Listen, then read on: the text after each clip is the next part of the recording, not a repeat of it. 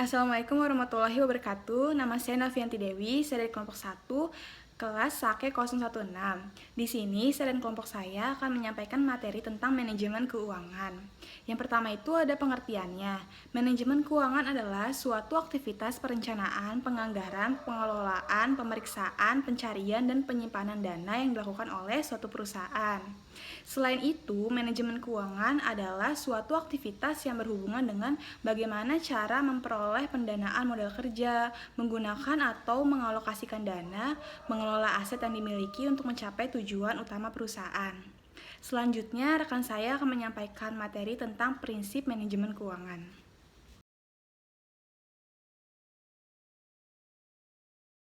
Perkenalkan, nama saya Dinia Aulia, saya berasal dari kelompok 1. Di sini saya ingin sedikit menjelaskan tentang prinsip manajemen. Prinsip manajemen terbagi menjadi 7. Yang pertama, terdapat konsisten. Maksudnya di sini adalah suatu sistem atau kebijakan tidak dapat berubah dari periode ke periode. Tetapi, jika dalam sistem keuangan itu dapat berubah apabila ada perubahan yang signifikan dalam perusahaan. Dikarenakan, keuangan yang tidak konsisten dapat menandakan terjadinya manipulasi dalam pengelolaan keuangan. Yang kedua, terdapat akuntabilitas. Akuntabilitas merupakan perihal bertanggung jawab atau merupakan suatu keadaan yang dapat dimintai pertanggungjawaban. Dalam setiap perusahaan, akuntabilitas sangatlah penting supaya orang dapat menjalankan tugasnya dengan baik serta tujuan dari perusahaan dengan mudah tercapai. Yang ketiga, terdapat transparansi. Maksudnya di sini adalah seorang manajemen tidak ada ketertutupan kepada para anggotanya dan mampu memberikan informasi terkait rencana atau segala aktivitas kepada pihak yang berkepentingan, serta mampu memberikan laporan keuangan dengan lengkap, tepat waktu, serta akurat, sehingga dapat dengan mudahnya diakses oleh pihak yang berkepentingan. Yang keempat, terdapat keberlangsungan hidup. Maksudnya di sini adalah keberlangsungan hidup merupakan ukuran suatu tingkat keamanan serta keberlanjutan keuangan perusahaan. Yang kelima, terdapat integritas. Maksudnya adalah setiap individu harus memiliki tingkat integritas yang mampu menjalankan kegiatan operasional.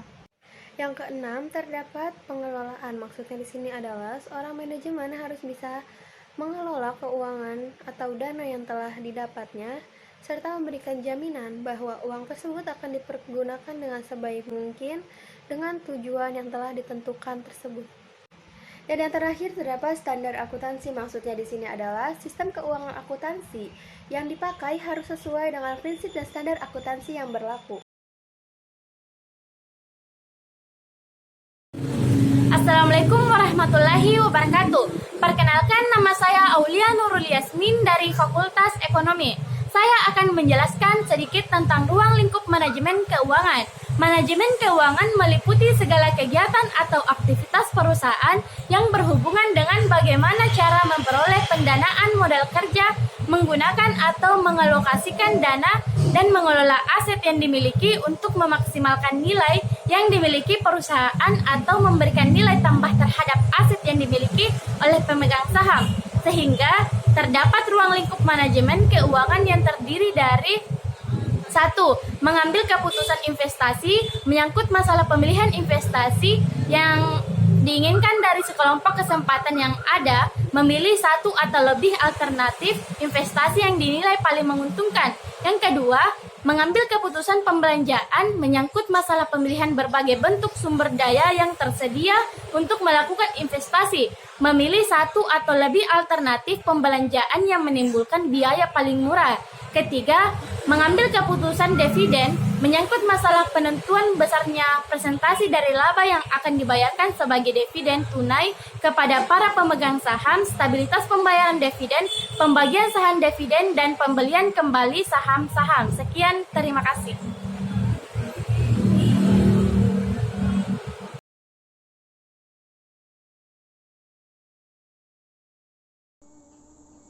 Baik, sebelumnya perkenalkan saya Yasinta Junior Jendata dari kelas 01 Sake 016. Saat ini saya akan membahas fungsi manajemen keuangan. Sebelumnya teman-teman sudah menjelaskan pengertian manajemen keuangan sama ruang lingkup manajemen keuangan. Lalu pada saat ini, kalau kita lanjutkan pembahasannya. Lalu apa fungsi manajemen keuangan? Nah, sekarang saya akan menjelaskan. Fungsi manajemen keuangan merupakan bagaimana mempergunakan serta menempatkan dana yang ada.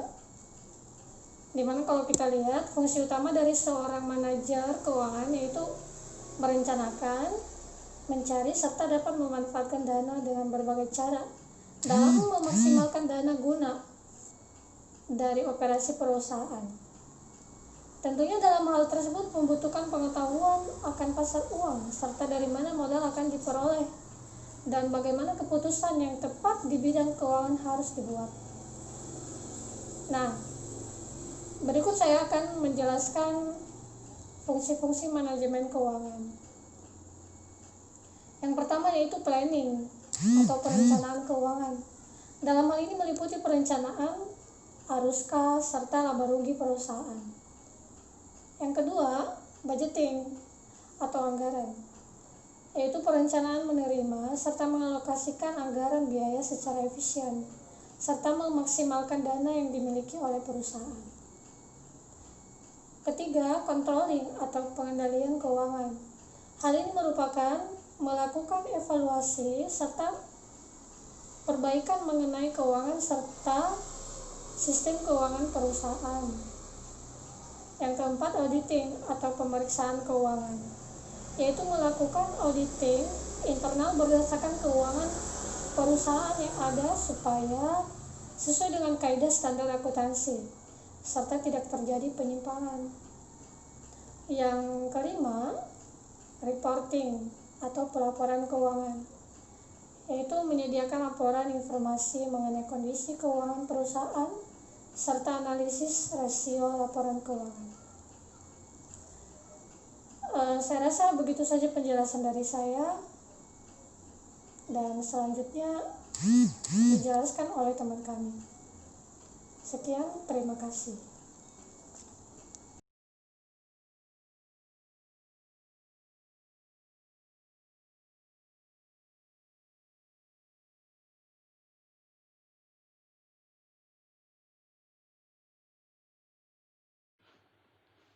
Assalamualaikum warahmatullahi wabarakatuh. Perkenalkan, nama saya Imam M. Yusuf dari kelompok 1. Saya akan membahas pertemuan ke-12 tentang manajemen keuangan. Yang saya bahas kali ini adalah peran manajer keuangan. Peran manajer keuangan sangatlah berpengaruh terhadap keberhasilan sebuah perusahaan. Kemampuan kerja keras seorang manajer keuangan untuk meningkatkan, mengelola dan mengalokasikan dana untuk memenuhi kebutuhan perusahaan. Dan jika dalam pengalokasian dananya tidak tepat, maka akan menumbuhkan perekonomian yang sangat lambat. Dan juga biasanya peran manajer keuangan tidak luput dari kegiatan atau tugas-tugas dari seorang manajer keuangan, antara lain tugas utama manajer keuangan adalah bertanggung jawab untuk membantu perencanaan bisnis dan pengambilan keputusan, memberi nasihat keuangan yang sesuai. Tanggung jawab seorang manajer keuangan antara lain mengkoordinasi dan mengkontrol perencanaan pelaporan pembayaran pajak perusahaan dengan tepat waktu, mengkoordinasi dan memastikan penyusunan anggaran dan penggunaan anggaran apakah sudah efektif dan efisien untuk menunjang kegiatan perusahaan, mengelola fungsi akuntansi perusahaan secara tepat. Adapun tugas lain dari seorang manajer keuangan, yang pertama, bekerja sama dengan manajer lain untuk perencanaan umum keuangan perusahaan. Kedua, menjalankan roda kehidupan perusahaan seefektif dan seefisien mungkin. Ketiga, mengambil keputusan penting di dalam perusahaan dan berbagai pembayaran. Keempat,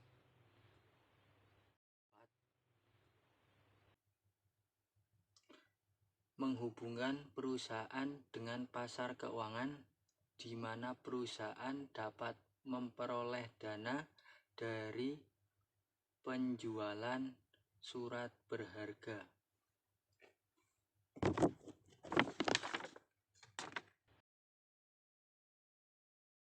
Assalamualaikum warahmatullahi wabarakatuh. Saya Amanda Wijayanti Ardi, NIM 20161220073.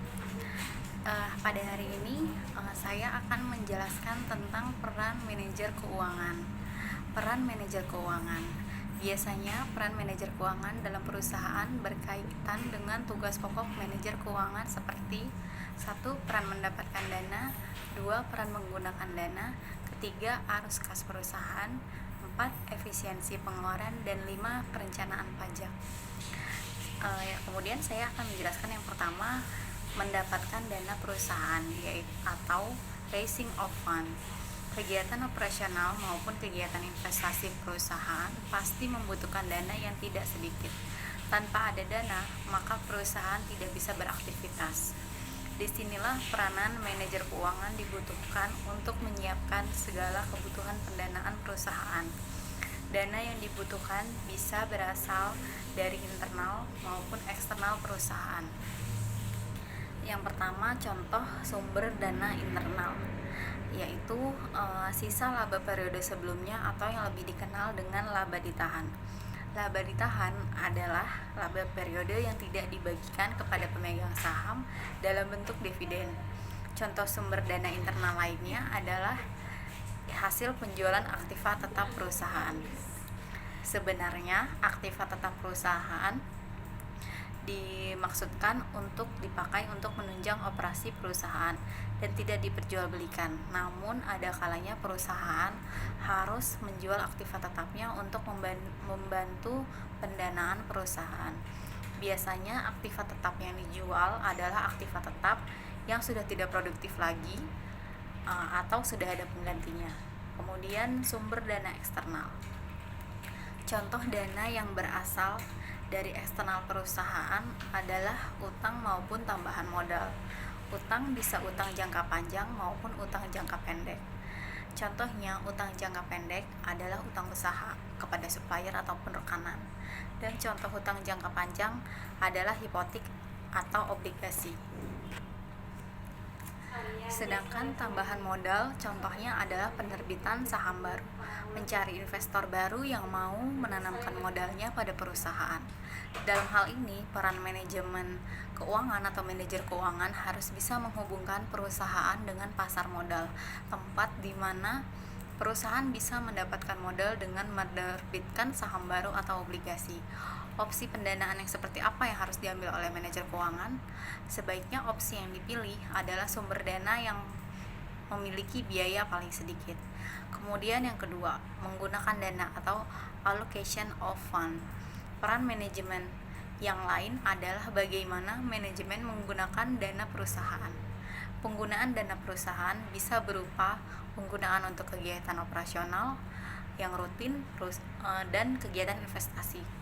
Menggunakan dana untuk kegiatan operasional rutin, perusahaan merupakan kegiatan yang dijalankan sehari-hari untuk memproduksi atau menghasilkan suatu produk. Penggunaan dana ini tidak memerlukan dan menghabiskan dana yang masif. Intinya, peran manajer keuangan dalam menggunakan dana perusahaan adalah memilih penggunaan dana yang akan menghasilkan keuntungan yang paling maksimal di antara opsi pilihan yang ada, kemudian memilih yang memberikan keuntungan paling cepat dengan resiko yang seminimal mungkin dan biaya yang serendah mungkin. Yang ketiga adalah arus kas perusahaan. Arus kas perusahaan adalah gambaran mengenai arus kas masuk atau penerimaan kas dan arus kas keluar atau pengeluaran kas. Manajer keuangan harus bisa mengelola arus kas perusahaan secara efektif. Kegagalan dalam mengelola arus kas bisa menyebabkan perusahaan tidak sanggup membayar kewajiban yang dimiliki. Kegiatan operasional juga bisa terganggu, ujungnya kerugian yang bisa dialami oleh perusahaan. Peran manajer keuangan bisa mengatur arus kas masuk dan arus kas keluar. Kebijakan tentang penjualan kredit misalnya, yang menjadi piutang dan yang menjadi masalah untuk arus kas masuk. Manajer bisa memberikan aturan yang bisa menguntungkan perusahaan sekaligus tidak memberatkan konsumen.